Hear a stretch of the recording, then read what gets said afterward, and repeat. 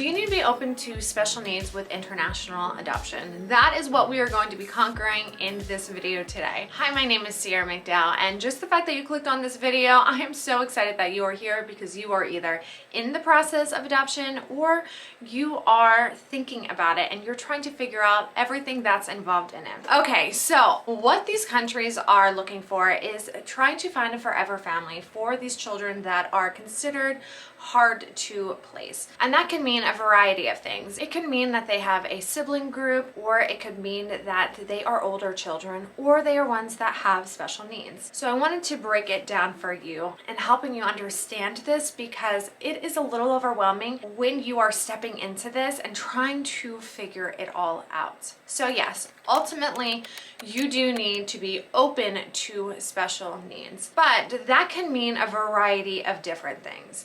Not every child is going to be on the spectrum, have cerebral palsy, Down syndrome, have hearing loss, vision loss, or a variety of different things, even though those can be common when we're talking about international adoption and the children that are looking to find their forever family. Navigating this whole thing with special needs and the adoption process was a bit intimidating, and it's a wild thing to have to do, because obviously if you're having a biological child and they are born with something, you're not just going to say, okay, never mind, you're not going to be my child.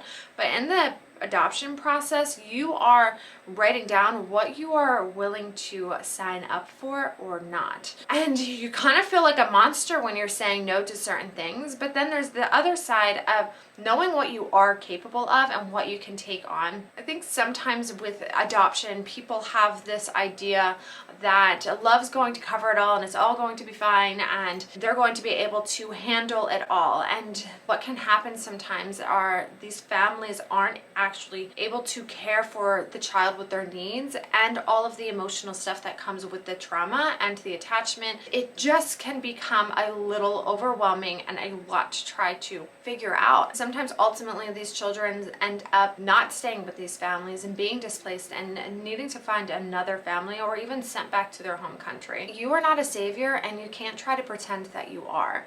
And I'm not saying that to be mean, but just being able to be realistic for the expectations that we're placing on these kids and ourselves for when we are growing our family through adoption.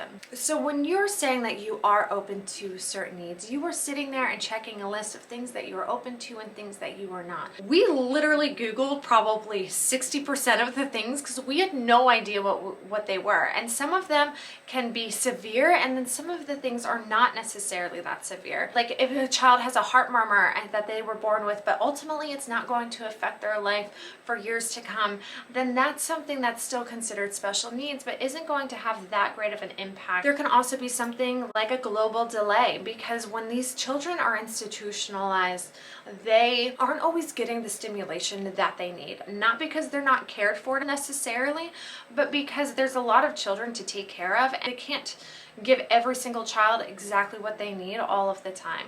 So sometimes they might come with a delay, but it's easy for them to catch up. And then other times it's something that will affect them long term, but you have no idea how that's going to play out until the child is in your home and as they get older. I think it's also important to think about this idea of fetal alcohol and drug use when they are in the womb. You really don't know most of the time exactly what they have been exposed to and how that's going to turn out.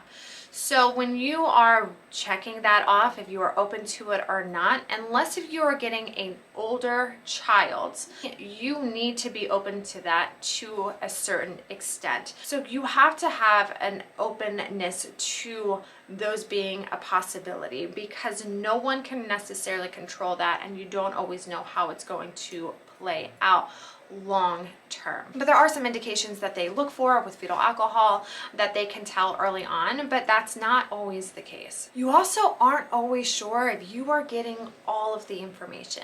And it's not because I think that they are trying to hide things from you all the time. Does that happen? Absolutely. Is it horrible and wrong? Yes, but that is not always what is taking place. Sometimes they just don't know, and it's not that they're just trying to be mean, but you might not know all of the things that your child is up against until they are home with you. I also think that it is important to address this idea of trauma because it affects your brain development as you are growing up. Adoption in itself is traumatizing. Even when they are young, they have already gone through severe loss in their life and then taken by another family and brought to another country and placed there. And this can affect a lot of different things: developmental delays, learning disabilities, attachment, and so on. So that is an area that you have to understand is going to be a part of the journey and story at some capacity. Ultimately, the more you are open to